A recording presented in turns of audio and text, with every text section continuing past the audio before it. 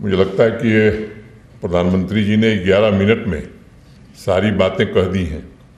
मुझे दोहराने की बहुत आवश्यकता नहीं है, लेकिन मैं अपनी ओर से उन नौजवान बहनों को, उन नौजवान भाइयों को विशेष रूप से बधाई देना चाहता हूं, जिन्हें आज नियुक्ति पत्र मिला है। पिछले 3 वर्षों में लगभग 30,000 सरकारी नौकरियां जम्मू कश्मीर के नौजवानों को दी जा चुकी हैं और एक पारदर्शी व्यवस्था के तहत दी गई। 1-2 शंकाएं व्यक्त की गई, शिकायतें आई, तो उन परीक्षाओं को निरस्त किया गया और सीबीआई जांच के आदेश दिए गए। कई लोग पकड़े गए। ये मैं आपको भरोसा देता हूं कि उसमें कोई भी गुनाहगार बचेगा नहीं और मेरिट के अलावा कोई दूसरा आधार रोजगार का, सरकारी नौकरी का नहीं हो सकता है। वो जमाना समाप्त हो गया जब नौकरियां बिकती थी सड़कों पर या दुकानों पर। एक मोटे तौर पर एक सवाल मैं अगर आपसे पूछूं तो मुझे लगता है कि यहाँ काफ़ी पढ़े लिखे लोग बैठे हैं, सीनियर ऑफिसर्स भी हमारे हैं। महात्मा गांधी जी का नाम मुझे लगता है सबको मालूम है। कोई उनके पिताजी का नाम बता सकता है इस पूरे सभागार में? अब मोहनदास करमचंद गांधी है तो करमचंद गांधी मत कह दीजिएगा। सही नाम किसी को मालूम है? कोई, एनीबडी? किसी को नहीं पता। सरदार अब महात्मा गांधी का योगदान इस देश के लिए आप अगर विचार करिए तो उतना योगदान शायद किसी का होगा। सरदार पटेल के पिता का नाम किसी को मालूम है?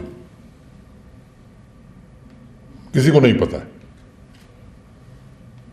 हमारे देश की असली दिक्कत यही रही है और इसके कारण प्रतिभाओं का हनन हुआ है। कुछ खास लोगों के नाम से सड़क, विश्वविद्यालय, सारे संस्थान और उनके नाम नहीं, उनके आने वाली पीढ़ी तक के नाम को देश जानता है। लेकिन जिन लोगों ने सब कुछ इस देश के लिए कुर्बान कर दिया, जिन्होंने कुर्बानी दी, उनको कभी यह लालसा नहीं थी कि हमारे परिजनों का नाम कोई जाने। इस व्यवस्था ने देश का और जम्मू कश्मीर का बड़ा नुकसान किया है।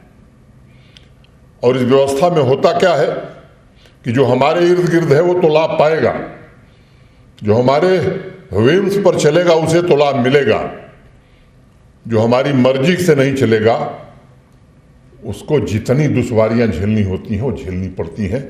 ये व्यवस्था प्रधानमंत्री जी ने देश में बदला है और मैं कह सकता हूं कि 3 साल में जम्मू कश्मीर में भी बदलने में काफ़ी हद तक हमें सफलता मिली। अब कोई ये नहीं कह सकता कि किसी की सिफारिश से किसी को नौकरी मिल सकती है। मुझे याद है, मैं जम्मू में था, ठेले पर सब्जी बेचने वाले की बच्ची मेरे पास आई मिठाई लेकर के और उसने मुझसे कहा कि साहब मैं मिठाई लाई हूँ। गेट पर सिक्योरिटी के लोग आने नहीं दे रहे थे। मुझे किसी ने कहा कि साहब एक बच्ची आई है और वो आपके गेट पर खड़े, उनको बुला लो। मैं जब मिला तो उसने कहा साहब मैं तो जीवन में सोच ही नहीं सकती थी कि जम्मू कश्मीर में मुझे सरकारी नौकरी मिल सकती है। मेरे पिता तो ठेले पर सब्जी बेचते हैं। एक नौजवान मुझे अभी 6 महीना पहले यहीं आया था घाटी का, उसने कहा साहब हमारे गांव में, हमारे पंचायत में अब तक सरकारी नौकरी उन्हीं को मिली थी जो रसूखदार थे, जो कुछ लोगों के यहाँ कुछ लोगों के यहाँ जाते थे। मुझे नौकरी मिलेगी अपने पिताजी के साथ है, ये तो हमने और हमारे परिवार ने सोचा ही नहीं था। तो मुझे लगता है कि व्यवस्था वही ठीक है जिसमें टैलेंट का, जिसमें मेरिट का ख्याल रखा जाएगा और इस व्यवस्था में सबको लाभ होता है। उस व्यवस्था में मैं नहीं समझता हूं किसी आम नागरिक को लाभ हो सकता है। यह भी सच है कि सरकारी नौकरियां सबको नहीं दी जा सकती और हम लोग प्रयत्न पूर्वक ये कोशिश कर रहे हैं कि स्वरोजगार के अवसर भी नौजवानों को, नवयुवतियों को बड़ी मात्रा में उपलब्ध कराए जाए। पिछले 3 वर्षों में 5.25 लाख लोगों को स्वरोजगार से जोड़ने में सफलता मिली है। ये जो बैक टू विलेज कार्यक्रम शुरू हुआ है, इसमें भी 2 बड़े महत्वपूर्ण लक्ष्य। एक, हर पंचायत से 15 नौजवानों को, नवयुवतियों को, नौजवान बच्चों बच्चियों को चिन्हित करना और वो कैसे स्वरोजगार कर सकते हैं, सेल्फ एम्प्लॉयमेंट कैसे पा सकते हैं, बैंकों के साथ मीटिंग करके उनको निर्देश दे दिया गया है।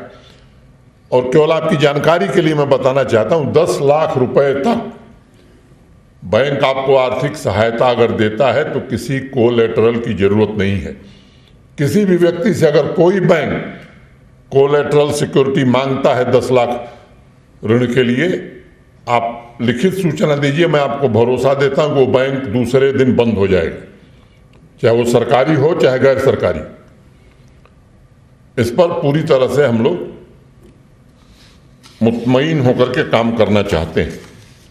और प्रतिभाओं का जहां तक सवाल है, मैं कह सकता हूं कि जम्मू कश्मीर में जो प्रतिभा है वो निश्चित रूप से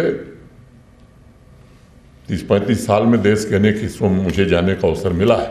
किसी भी राज्य से बेहतर टैलेंट यहाँ है, किसी भी राज्य से। और जिस तरह बच्चे आज आगे बढ़ रहे हैं, खास तौर से बच्चियां जिस तरह से आगे बढ़ रही हैं, वो निश्चित रूप से बहुत ही उत्साहवर्धक है। जिस विश्वविद्यालय के, जिस यूनिवर्सिटी के कन्वोकेशन में मैं जाता हूं, 70% गोल्ड मेडल बच्चियां प्राप्त कर रही हैं। ये बहुत ही सुखद अनुभव भाई मैं समझता हूं, ये होना भी चाहिए। और दूसरी जो बात बैक टू विलेज में तय की गई कि हर पंचायत में 20 यूथ को आइडेंटिफाई करना और उन्हें स्किल डेवलपमेंट की ट्रेनिंग देना ताकि वो रोजगार पा सकें। ये